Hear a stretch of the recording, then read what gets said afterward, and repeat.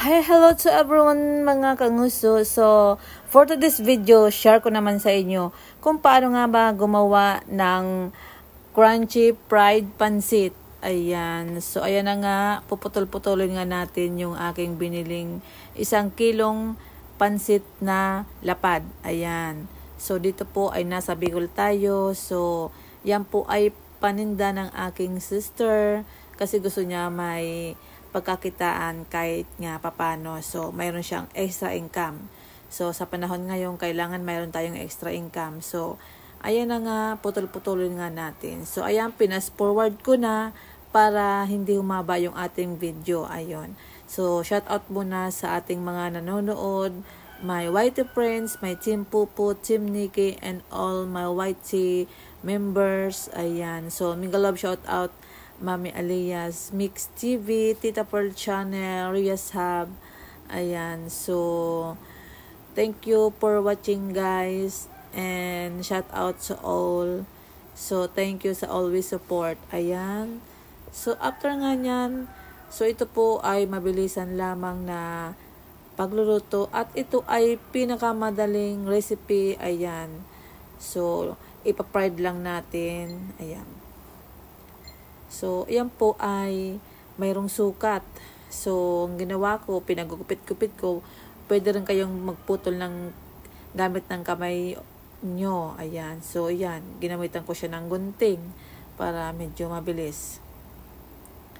Ayan. So, sa pagluluto nito, kailangan mayroon kayong tinatawag na patient. Ayan. So, dapat hindi nagmamadali dahil nga kailangan nating sukat yung ating pansit na yan.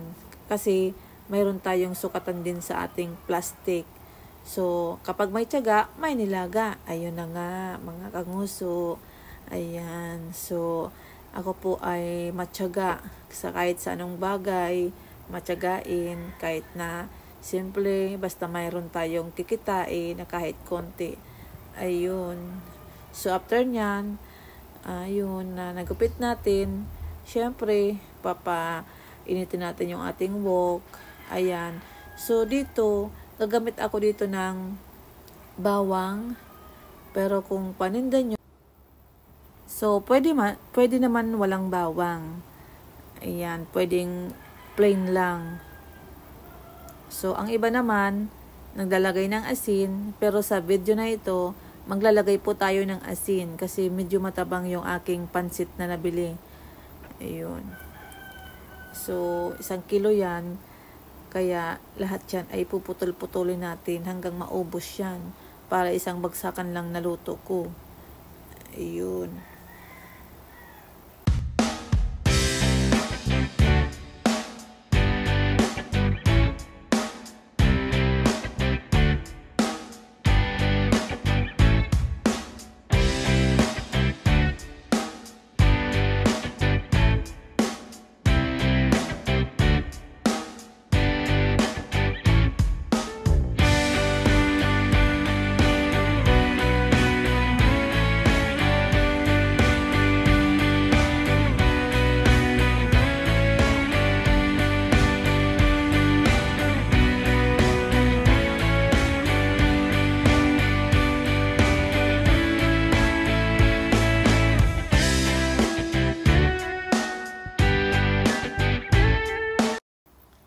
So, ayan na nga, nagpainit ako ng wok. Ginamit ko na oil is vegetable oil. Since hindi ko po siya ititinda, so, ayan po ang ginamit ko. Para makatipid at pwede nyong ipang-negosyo, pwede kayong gumamit ng palm oil, coconut oil, and then, pwedeng walang minced garlic. So, ayan po yung mga optional na pwede nyong gawin.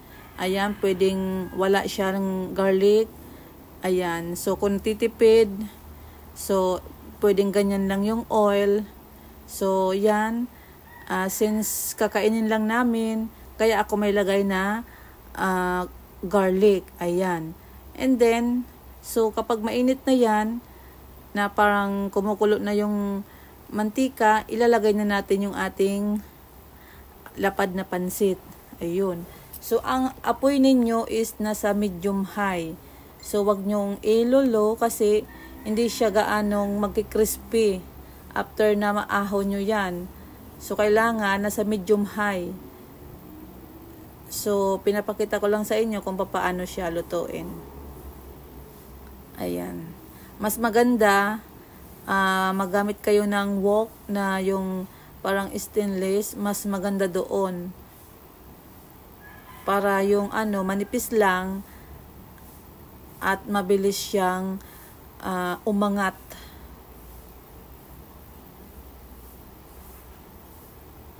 So, ganyan lang. Antay-antayin lang natin. Huwag magmamadali kasi masusunog yung ating pansit lapad. So, ayan na nga. After ilang minuto na parang golden brown na siya, aahunin na natin yung ating lapad na pansit. Ayun. So, magamit tayo ng strainer. Ayun na nga. So, yan po ang aking ginamit para yung mantika is nandiyan, nahuhulog lang dyan sa aking kawali. Ayan. So, pagkaahon ko, sabay ilalagay ko siya sa isang strainer din na may plato para masalo yung mantika at maglalagay ulit ako na yung mga pinutol-putol natin na pansit lapad para hindi masayang yung oras. At syempre, yung gasol natin, umaandar dyan yung ating apoy. So, kailangan immediate na maglalagay ulit tayo ng panibagong salang para hindi sayang. So, ayan na nga. So, ayun, masarap yung bawang kasi na-toasted na siya. So, wag susunugin kasi mapait po pag nasunog.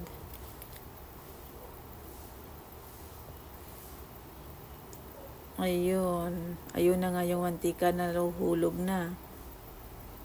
Ayun na. Yung aking second batch na nilalagay ko na sa kaliwa kong kamay. Ayun. So, kung malaki yung lagayan ninyo na kawali, 1 kilong mantika sa 1 kilo din na pansit na lapad na yan. So, isang kamay nyo, uhulog nyo dyan, ipapride ninyo. Ayun. So, wag nyong susunugin. Kailangan nakabantay kayo. Ayun na nga yung aking isang strainer na siyang magsasalo ng mantika. Ayun. So, ayan, tikman nga natin. Oh, crispy yung ating pansit-pansit.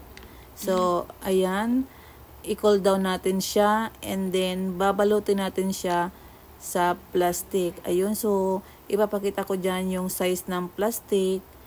Ayan, so para pare-parehas yung size or yung kilo or yung laman ng ating pansit-pansit, kailangan i-ano natin ng grams. So ayan, magbudbud muna tayo ng asin.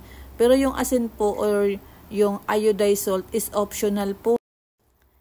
So, kapag ang pansit ninyo guys is maalat na, wag na kayo mag-add ng salt. Ayun. So, yung nabili ko pong pansit lapad is medyo matabang, kaya nag-add ako ng asin.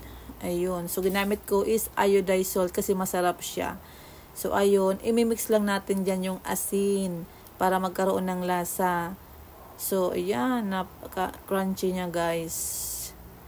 So, ayan, habang pinapaano natin cool down, magtikim-tikim muna tayo. Char! So, ayan na nga, ready na yan. At gumamit ako ng sealer na yung mini. Ayun, ayan yung aking plastic, 4x6. Ayan. So, ayan na nga yung ating mini sealer. So, hindi tayo kailangan maggamit ng kandila dyan. Matutuluan pa yung ating ginawang pansit.